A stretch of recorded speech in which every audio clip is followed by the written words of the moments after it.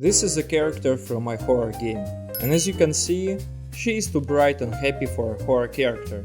But if I literally make 2 clicks, she will look like a character from inside. That's all about colors. But have you ever wondered how colors work? Let's dive into color theory and find out. Every color you see in games, from the calm blues of Stardew Valley to the blazing reds of Hades, follows one simple rule. 3 base colors make everything. Red, green and blue, the primaries. Mix them, you get cyan, magenta, yellow. These are secondaries. Mix further, you get the full color spectrum.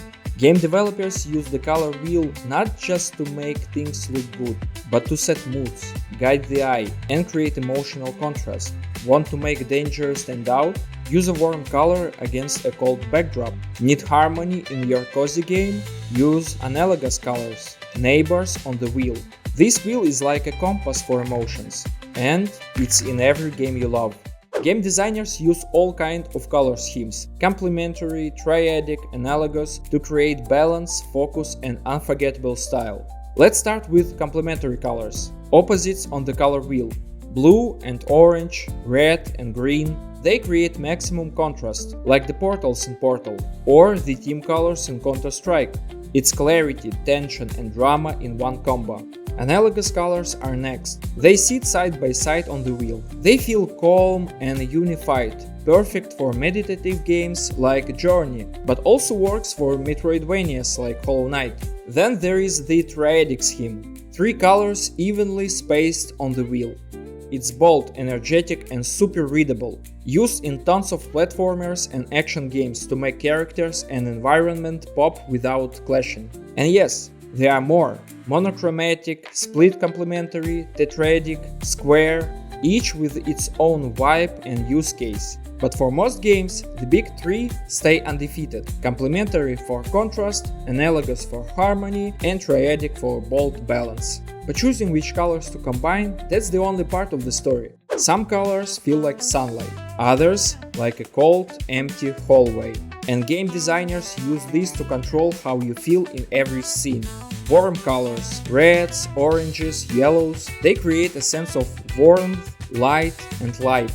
Not every red is friendly, but when a scene is filled with warm tones, it feels welcoming, safe, sometimes even nostalgic.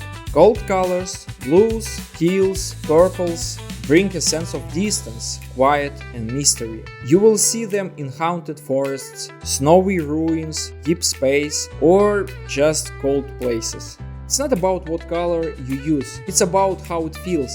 And if you really want to shape how players feel, you will need one more tool: brightness and saturation. Because one hue can feel different. One blue can be cheerful and playful, while another cold and unsettling. Same hue, totally different emotion. Brightness is how much light a color holds. Brighter equals more energy, more joy. Darker equals more tension, more weight. Saturation is how vivid color is. Boost it and the colors become bold, loud, impossible to ignore. That can feel playful in a platformer or oppressive in a horror game. Lower the saturation and the color fades into calm, sadness or silence. As we can see, colors can influence our emotions and perception, but they also have important functionality. Games throw a lot at your eyes: menus, effects, enemies, backgrounds. And without structure, it all turns into a Where's Waldo puzzle. Smart color hierarchy tells the player, look here, this is important, ignore the rest. So game designers choose colors with purpose. First, the dominant color. It sets the overall tone of the scene. Then come the accent colors, used to highlight what matters. And finally, the background colors, muted and subtle, creating atmosphere without stealing attention. Value hierarchy, the control of brightness, takes it farther. Backgrounds, less bright, less saturated. Gameplay elements, brighter, clearer. Effects, super bright, they need to pop.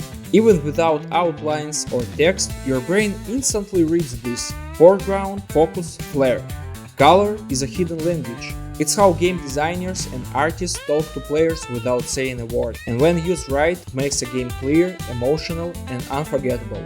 That's the power of color, and now you know how to use it.